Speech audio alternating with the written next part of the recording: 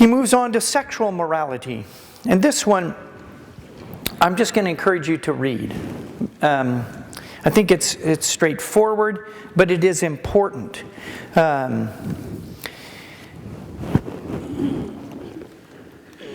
I should, let me just, here, I'll take one little section of it. Because he does talk about how we have come to a perverse understanding of sexuality. And he gives an example. He says, take it another way. You can get a large audience together for a striptease act. That is, to watch a girl undress on the stage. Now suppose you come to a country where you could fill a theater by simply bringing a covered plate onto the stage and then slowly lifting the cover so as to let everyone see just before the lights went out that it contained a mutton chop or a bit of bacon. Would you not think that in that country something had gone wrong with the appetite for food? And would not anyone who had grown up in a different world think there was something equally queer about the state of the sex instinct among us?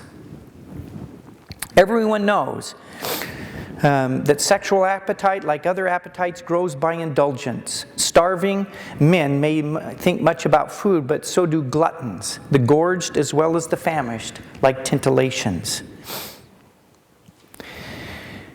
He talks about the muddle-headedness that Christians often get into when they think about sex or the body or pleasure as sometimes bad in themselves. But they were wrong. Christianity is almost the only one of the great religions which thoroughly approves of the body, which believes that matter is good, that God Himself once took on a human body, that some kind of body is going to be given to us in heaven and is going to be an essential part of our happiness, our beauty, and our energy.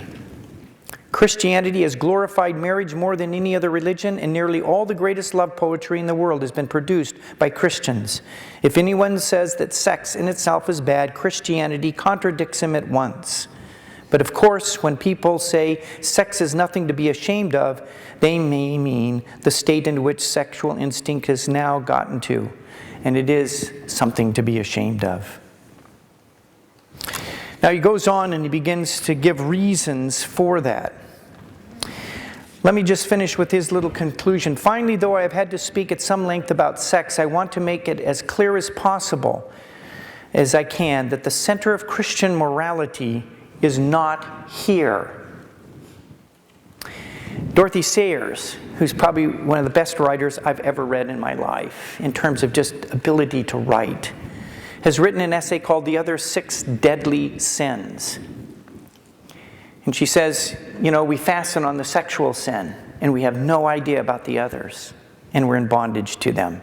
And those are more insidious than this one. This is what Lewis is talking about.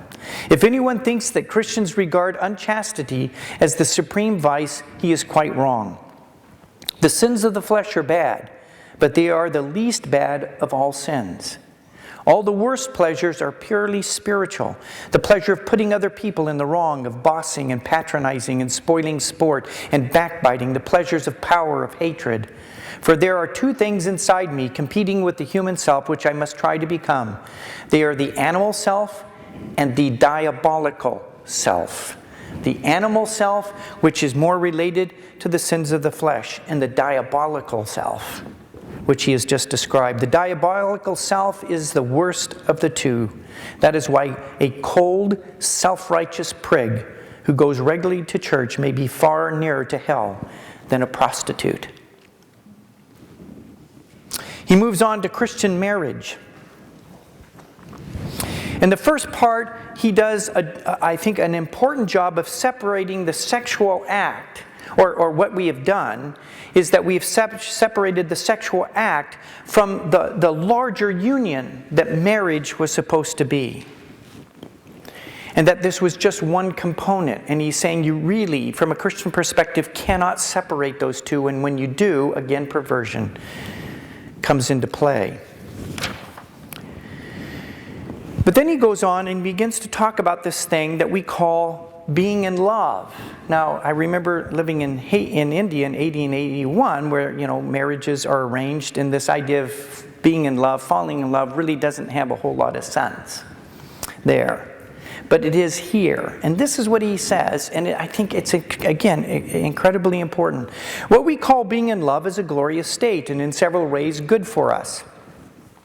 But as I said before, the most dangerous thing you can do is to take any one impulse of our nature and set it up as the thing you ought to follow at all costs. Being in love is a good thing, but it is not the best thing. There are many things below it, but there are also things above it. You cannot make it the basis of a whole life. It is a noble feeling, but it is still a feeling. Now, no feeling can be relied on to last in its full intensity or even to last at all. Knowledge can last, principles can last, habits can last, but feelings come and go. And in fact, whatever people say, the state called being in love usually does not last. But of course, ceasing to be in love need not mean ceasing to love. But of course, ceasing to be in love need not mean ceasing to love. Love in this second sense, love as distinct from being in love, is not merely a feeling. It is a deep unity maintained by the will and deliberately strengthened by habit, reinforced by the grace which both parents ask and receive from God. They can have this love for each other even at the moments when they do not like each other. I've been married almost 35 years. You ask my wife, do you love your husband Chris? And she would say emphatically yes. She's proved it for 35 years. If you ask her, have you always liked him? You would get a different response. And she's absolutely right. Over 35 years, I've done things that she absolutely ought not to like. That's the difference. Liking and loving are two different things. They can retain this love even when each would easily, if they allowed themselves to be in love with someone else. Being in love first moved them to promise fidelity. And this quieter love, I love that phrase. Being in love is very intense. This quieter love enables them to keep the promise. It is on this love that the engine of marriage is run. Being in love was the explosion that started it. Now, people get from the books the idea that if you have married the right person, you may expect to go on being in love forever. As a result, when they find they are not, they think this proves they have made a mistake and are entitled to a change, not realizing that when they have changed, the glamour will presently go out of that new love just as it went out of the old one. Very important distinction. But this other thing, and let me add something here in terms of us as Christians. God's will. Where is it written that God's will is for you to find the right person, as if there's some needle in a haystack out there? It never says that. The will of God for marriage is to be and become the right husband or wife once you are married. And that's clearly stated, and the obligations are clearly stated. You make your choice, the will of heaven, you're yoked to it. If you don't want that yoke, don't get married. You take the yoke, then the job is to be and become the right person. Every marriage over the long haul, there are going to be moments where you wake up, look across the table and say, man, right now I don't like this person. And we sometimes rationalize, say, I must have made a mistake. I got the wrong person. Now, I know God doesn't want us to divorce, but God couldn't want me to have the wrong person. So I'm damned if I do, I'm damned if I don't. So I'll take the one way out. I'll get a divorce. But where is it written that you're supposed to find the right person?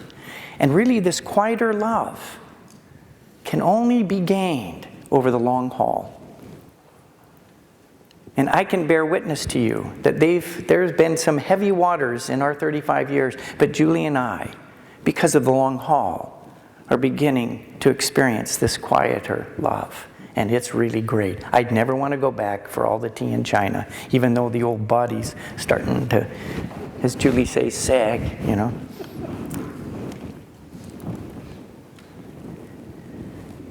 Now I'll move on to the next one, forgiveness.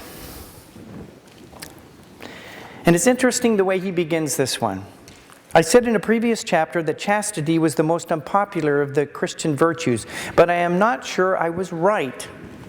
I believe the one I have to talk of today is even more unpopular, and the Christian rule is this: thou shalt love thy neighbor as thyself. Because in Christian morals, thy neighbor includes thy enemy. And so we come up against this terrible duty of forgiving our enemies. Now, remember, this is wartime, and so Lewis goes on and says, everyone says forgiveness is a lovely idea until they have something to forgive.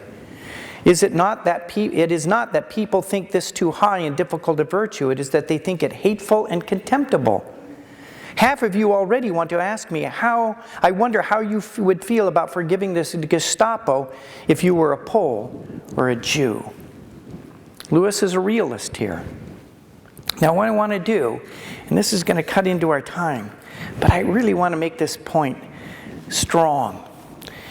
And I'll use this to sort of summarize the importance of what Lewis says here in Mere Christianity on forgiveness. He also has a sermon called Forgiveness in the volume called The Weight of Glory and Other Essays, which is also worth looking at. But Lewis read Chesterton and was influenced by Chesterton. Chesterton wrote in every literary genre possible, and he wrote detective fiction. He had a detective, a Catholic priest called Father Brown. And this is a short story called The Chief Mourner of Marne. And for the whole story, what you've basically had are these very proper people in British society dumping on this priest and on Christianity for their uncharitable attitudes, for not forgiving and not being kind and generous and tolerable. And especially related to this Marquis of Marne, this man whom, has shut himself up for most of his life because of the death of his brother, and they all think it's because he's mourning. But what they find out at the very end, and Father Brown finds this out, is that the reason he shut himself up is because he's the one that murdered his brother and covered it all up. And he's been living in shame. It was treachery at its worst level. And Father Brown has just told him this story to these people who have been bashing him. He says, the rest of the company had risen and stood staring down at the narrator with pale faces. Are you sure of this? Asked Sir John at last in a thick voice. I am sure of it, said Father Brown. And now I leave Maurice Maire, the present Marquis of Marne, to your Christian charity. You have told me something today about Christian charity. You seem to me to give it almost too large a place. But how fortunate it is for poor sinners like this man that you err so much on the side of mercy and are ready to be reconciled to all mankind. Hang it all, exploded the general. If you think I'm going to be reconciled to a filthy viper like that, I tell you I wouldn't say a word to save him from hell. I said I could pardon a regular decent duel, but of all the treacherous assassins, he ought to be lynched, cried Cockspur excitedly. He ought to burn alive like a nigger in the States. And if there is such a thing as burning forever, he jolly well. I wouldn't touch him with a barge pole myself, said Mallow. There is a hint to human charity, said Lady Outram, trembling all over. There is, said Father Brown dryly, and that is the real difference between human charity and Christian charity. You must forgive me if I was not altogether crushed by your contempt for my uncharitableness today, or by the lectures you read me about pardon for every sinner. For it seems to me that you only pardon the sins that you don't really think sinful. You only forgive criminals when they commit what you don't regard as crimes, but rather as conventions. So you tolerate a conventional duel, just as you tolerate a conventional divorce. You forgive because there isn't anything really to be forgiven. But hang it all, cried Mallow, you don't expect us to be able to pardon a vile thing like this. No, said the priest, but we have to be able to pardon. And here the priest, Father Brown, is representing the church and Christ. We have to touch such men, such people, not with a barge pole, but with a benediction. We have to say the word that will save them from hell. We alone are left to deliver them from despair when your human charity deserts them.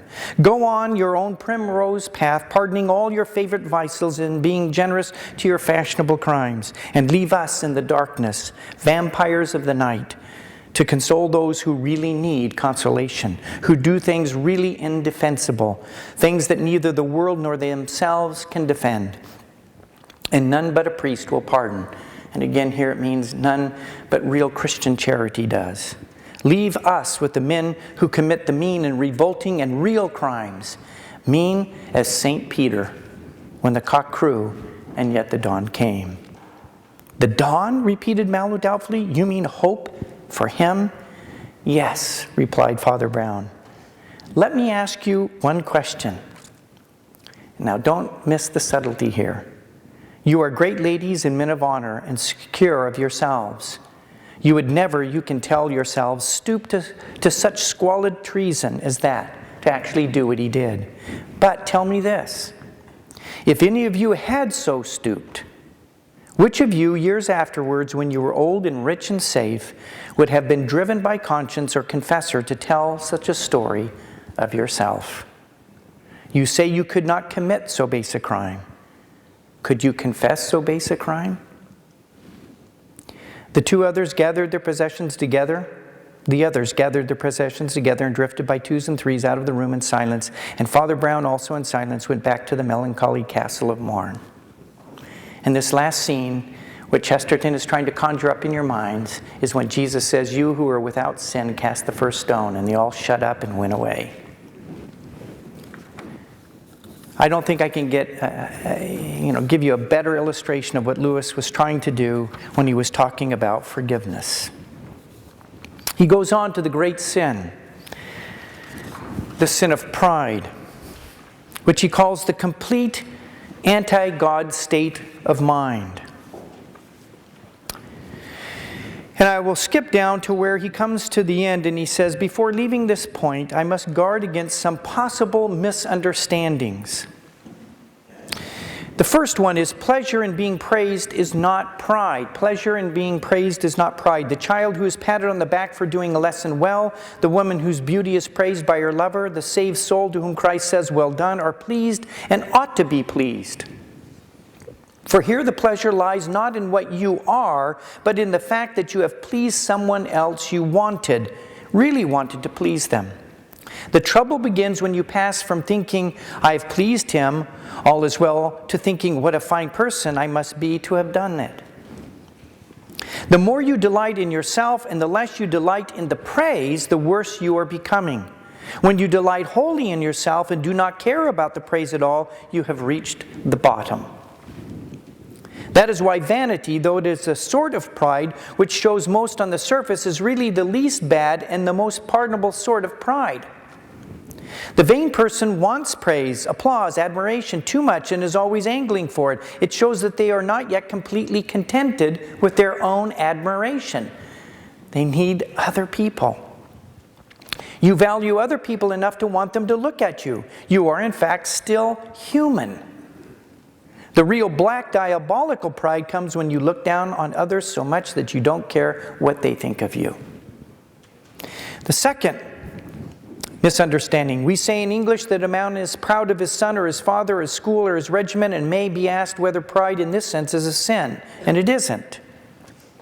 Very often in such sentences the phrase "is proud of" means has a warm-hearted admiration for, and such admiration is very far from being a sin. But it might perhaps mean that the person in question gives himself airs on the ground of his distinguished father, or because he belongs to a famous regiment.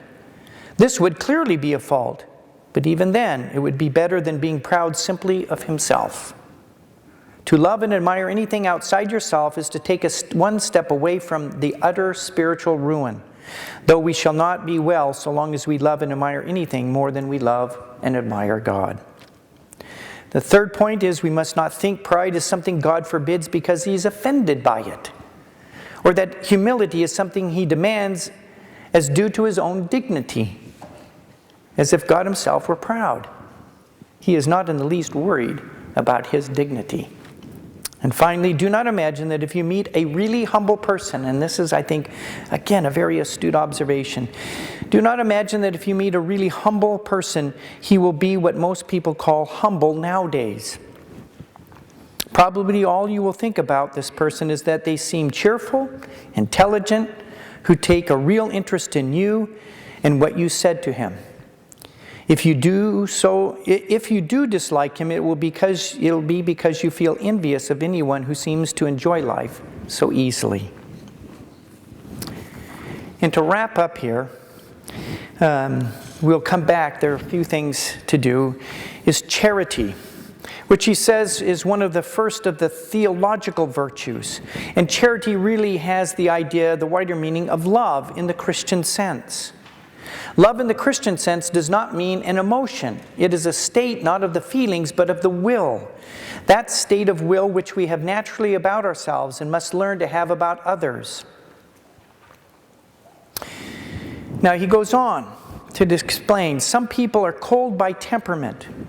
That may be a misfortune for them, but it is not a sin any more than having bad digestion is. And it does not cut them out from the chance or excuse for them, for it is their duty to love. The rule for all of us is perfectly simple. Do not waste time bothering whether you love your neighbor. Act as if you did, because that is what we're called to do. As soon as we do this, we find one of the great secrets. Whenever we do good to another self, just because it is a self made like us by God, and we desire its own happiness as we desire ours, we shall have learned to love a little more, or at least to dislike it less. It's the practice of doing the love, whether we feel we loving or not. The same spiritual law works terribly in the opposite direction. The more cruel you are, the more you will hate. And the more you hate, the more cruel you will become. And so in a vicious circle forever. Good and evil both increase at this compound interest. Now, what I want to do here is I want to just give a statement in terms of this notion of love that I think affects our culture in particular. Because we like to talk about love. It's everywhere. And what I want to do is direct our attention to Dostoyevsky and the brothers Karamazov.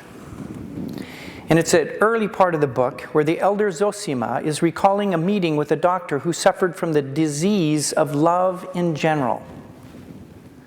I love mankind, he said, but I am amazed at myself.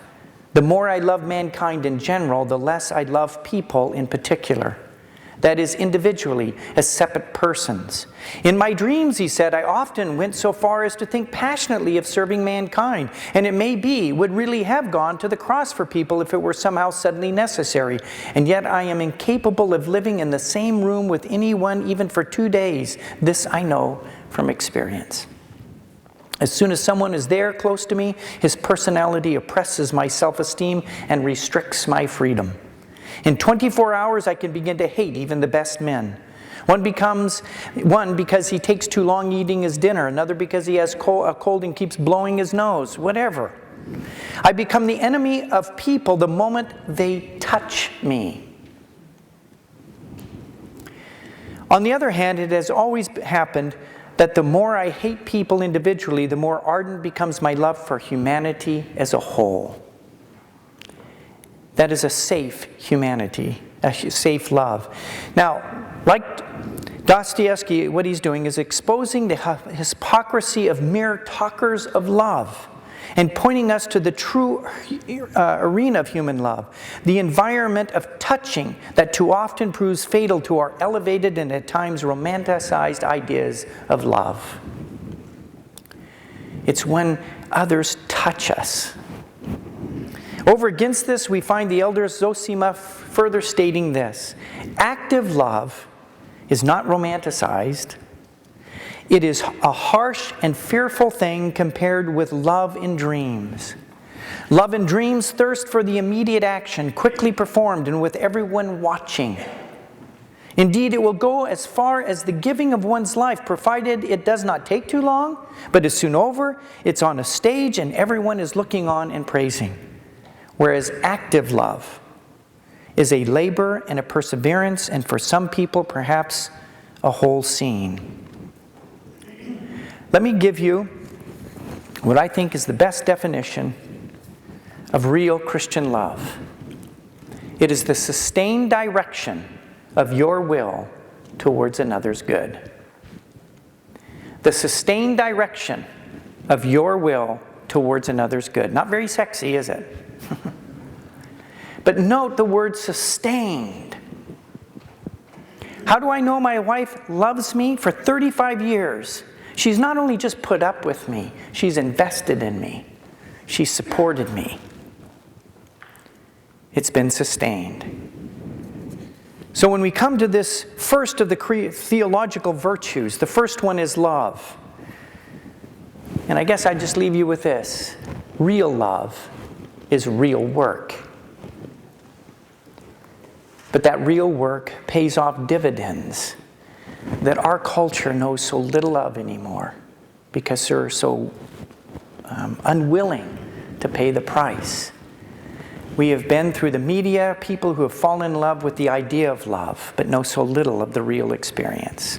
When we come back, we'll look at hope.